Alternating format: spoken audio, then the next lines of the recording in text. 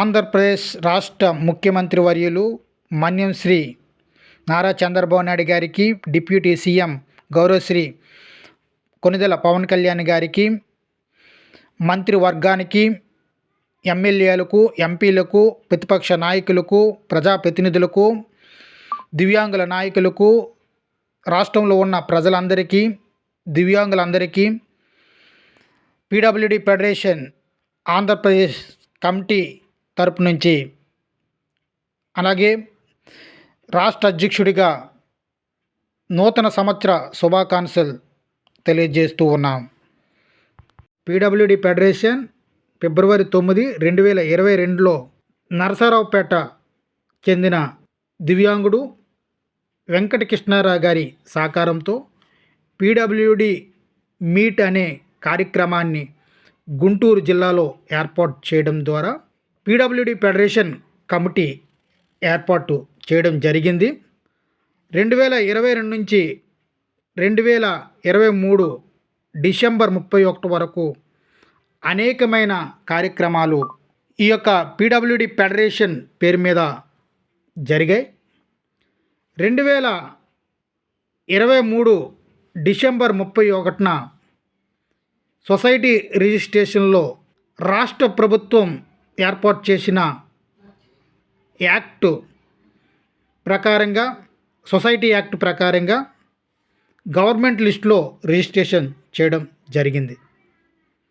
అనంతరం 2023 ఫిబ్రవరి 3వ తేదీన విజయవాడలో ప్రారంభ సభ వెల్ఫేర్ పార్టీ ఆఫ్ ఇండియా వారి సహకారంతో పార్టీ రాష్ట్ర అధ్యక్షులు సుమన్ గారి నేతృత్వంన దివ్యాంగుల యొక్క చట్టాలను, దివ్యాంగుల యొక్క ఐక్యతను బలపరిచే దిశగా, వారి యొక్క సంక్షేమ అభివృద్ధికి ఆకాంక్షించే దిశగా ఎన్నికల భాగంలో దివ్యాంగులందరినీ కూడా రాష్ట్ర నలుమూల నుంచి తీసుకొని వచ్చి భారీ ఎత్తున కార్యక్రమం చేయడం జరిగింది.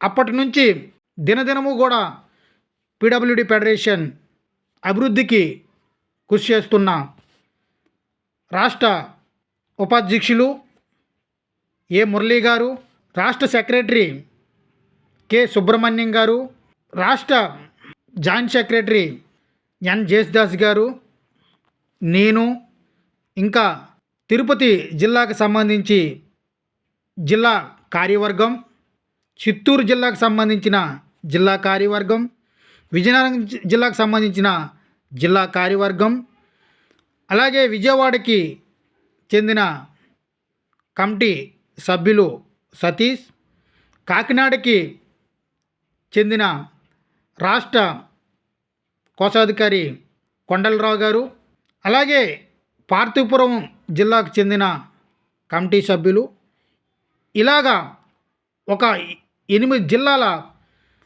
కమిటీ సభ్యులు పీడబ్ల్యూడీ ఫెడరేషన్కి ఉండడం ద్వారా అనేకమైన సేవా కార్యక్రమాలు, నిత్యావసర సరుకులు పంపిణీ నుంచి దివ్యాంగులకు ఉపకరణాలు అందించే వరకు, వారి యొక్క ఏ సమస్య పైనైనా దివ్యాంగులకు ఆ సమస్యను పరిష్కరించే విధానంలో సలహాలు, సూచనలు ఇవ్వటంలో ప్రధాన పాత్ర పోషించారు. అలాగే పీడబ్ల్యూడీ ఫెడరేషన్ యూట్యూబ్ ఛానల్ ద్వారా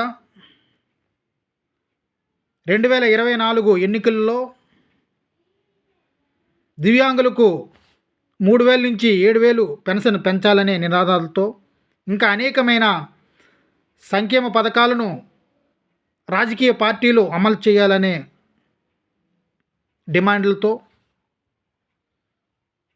రోడ్ల మీదకి వెళ్ళి దివ్యాంగుల సమస్యలపై నినాదాలు చేయడం జరిగింది. దివ్యాంగుల పెన్షను 3,000 నుంచి 7,000కి పెంచాలనేసి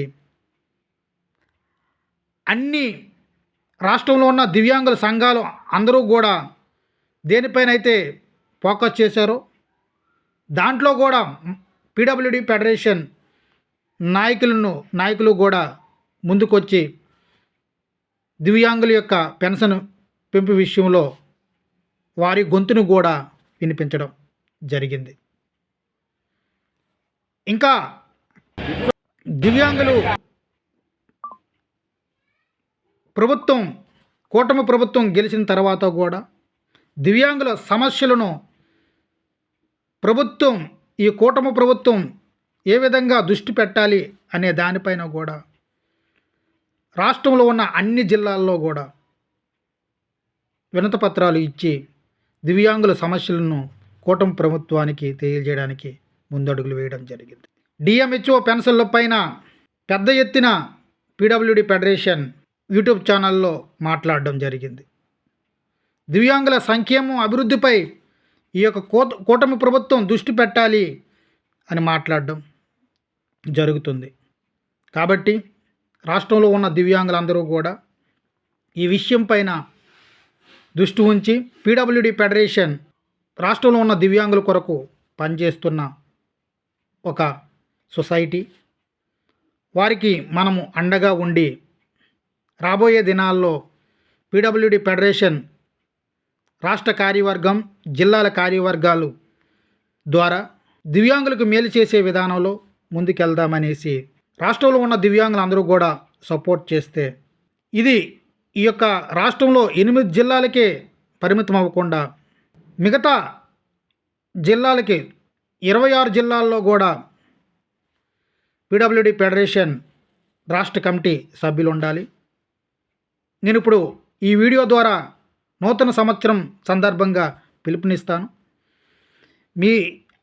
మీ జిల్లాల్లో పీడబ్ల్యూడి ఫెడరేషన్ సేవలు అందించాలంటే మీరు స్వచ్ఛందంగా పీడబ్ల్యూడి ఫెడరేషన్ కమిటీ సభ్యులుగా మీ జిల్లాలో ఏర్పడడానికి సిద్ధపడండి.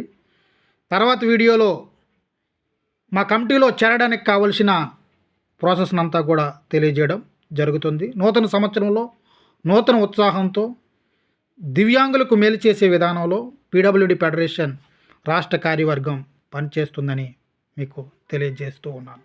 కలెక్టరేట్ వద్ద గురువారం ఆంధ్రప్రదేశ్ పీడబ్ల్యూడి ఫెడరేషన్ ఆధ్వర్యంలో దివ్యాంగులు ధర్నా చేశారు. ఈ సందర్భంగా ఫెడరేషన్ రాష్ట్ర అధ్యక్షుడు కానూరి శంకర్రావు మాట్లాడుతూ దివ్యాంగుల పెన్షన్ 3,000 రూపాయల నుంచి 7,000 రూపాయలకు పెంచాలని డిమాండ్ చేశారు. వృద్ధులు వితంతువులకు 1,000 రూపాయల పెన్షన్ గా ఉన్నప్పుడు కూడా దివ్యాంగులకు 3,000 రూపాయల పెన్షన్ అందించేవారని అన్నారు.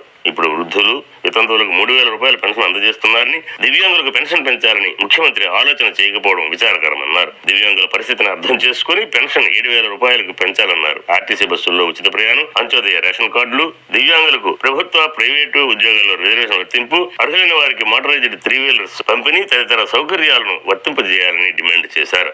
వికలాంగులు చిన్నచూపు చూస్తున్నారా? వికలాంగులు అనే మాట కూడా వికలాంగుల పెన్షన్ 3,000 రూపాయలు ఉన్న పెన్షన్ 3,000 రూపాయలు ఉన్న పెన్షన్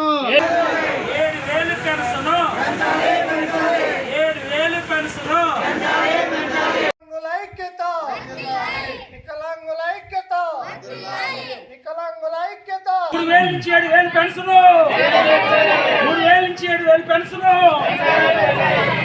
3,000 నుంచి